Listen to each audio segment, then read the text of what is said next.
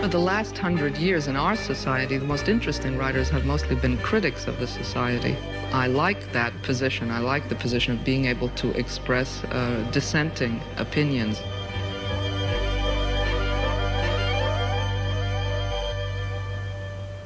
And did you fulfill all your desires?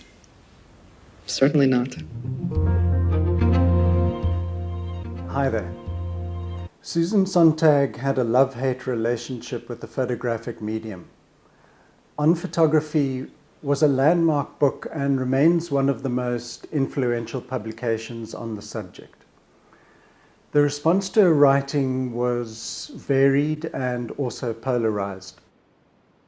She was the darling of the American East Coast intellectuals and the avant-garde, while many photographers and critics believed that her book was self-serving and that it just acted as a vehicle for intellectual pontification.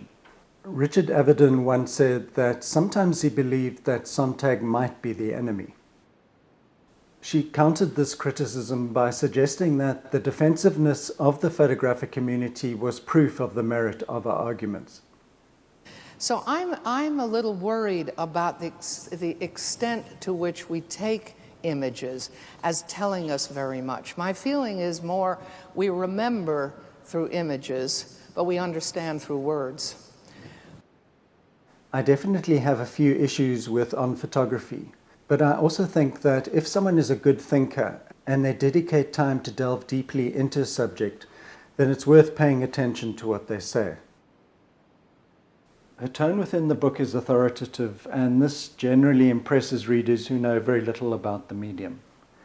The title of the book, compared to, say, something like About Photography, indicates from the outset that she's viewing the subject from an intellectually elevated position. If her intent for the book was to encourage readers to think long and seriously about photography, then perhaps a more contemplative tone would have been a better choice. Her stance was very provocative. She said, just as the camera is a sublimation of the gun, to photograph someone is sublimated murder.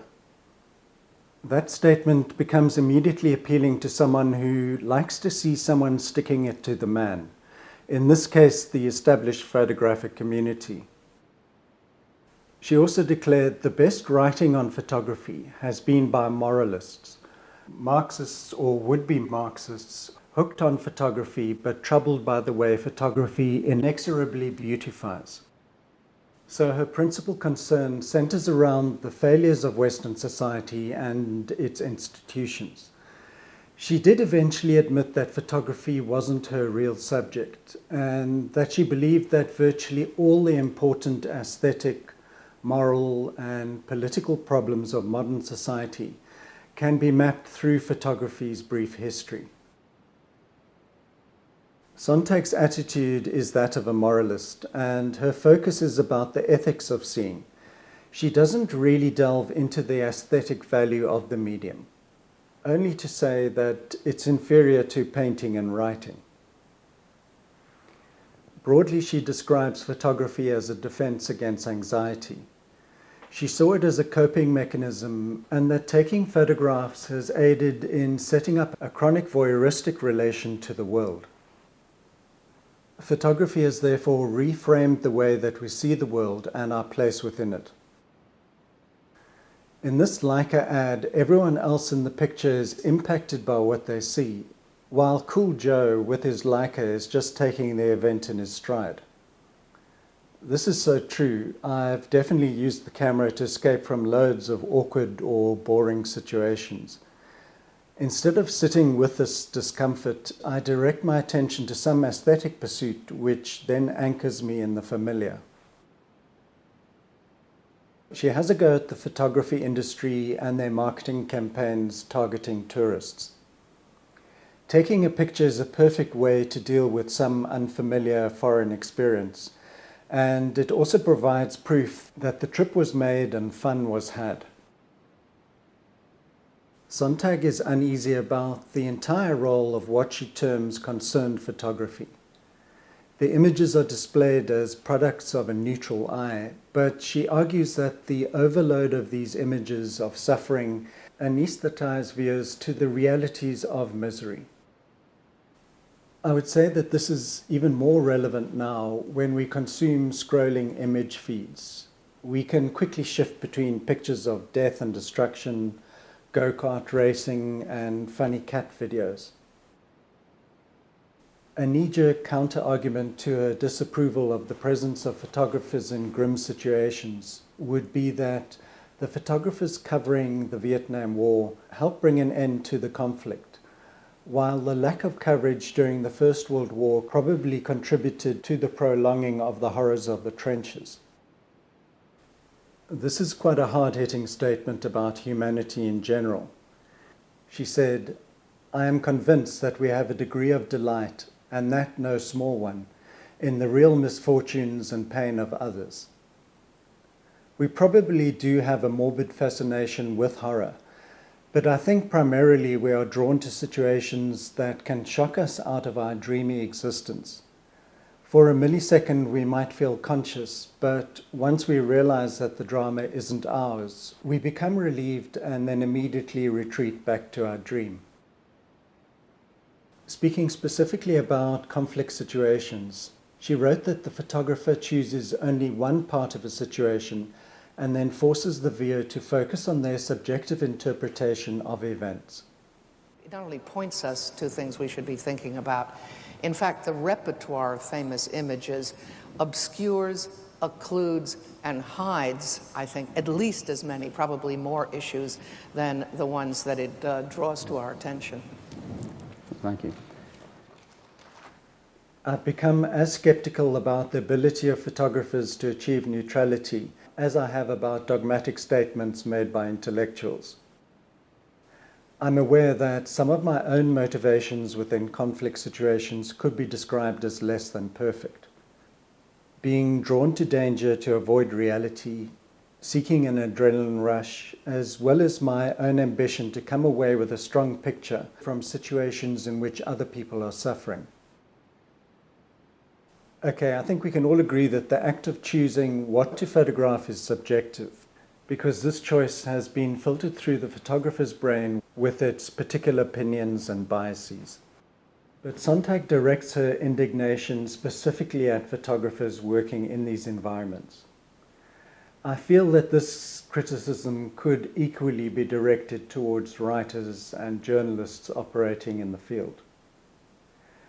Some journalists that I've worked with had pretty much written their stories in their hotel rooms and then just ventured out to find some colorful anecdotes to prop up their positions. As a writer and intellectual, Sontag was happy to relegate photography and photographers to the underclass of creative pursuits. But at the same time, she pointed fingers at photographers like August Sander, accusing him of class arrogance. Sontag noted that he shot portraits of the wealthy indoors, while laborers were shown with settings and props that illustrated their professions. She thought that this indicated that Sander saw the lower class as lacking any kind of separate identity.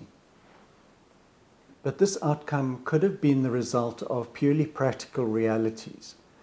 Perhaps Sander went out photographing during the day when laborers were in their place of work.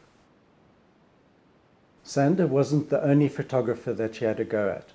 Edward Steichen, Bill Brandt, Henry Cartier-Bresson, and Richard Avedon were also scolded.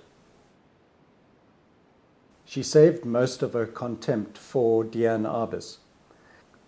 Sontag saw her portraits as indicative of the general failings of American society. She wrote, "The subjects of Arbus's photographs are all members of the same family, inhabitants of a single village. Only, as it happens, the idiot village is America." She said that Arbus's work lacked compassion and that it was anti-humanist and masochistic. She made an interesting observation that in the 60s, the thriving freak show at Coney Island was outlawed, while simultaneously Arbus's work on freaks became extremely popular. More recently, a similar social phenomenon occurred. As the Me Too movement gained traction, the book 50 Shades of Grey became increasingly popular. This BDSM-like book topped bestseller lists around the world, selling 150 million copies. Sontag did mellow with age, and she became more accepting of the existence of photography. In her book regarding the pain of others, she softened or contradicted many of her criticisms against photography.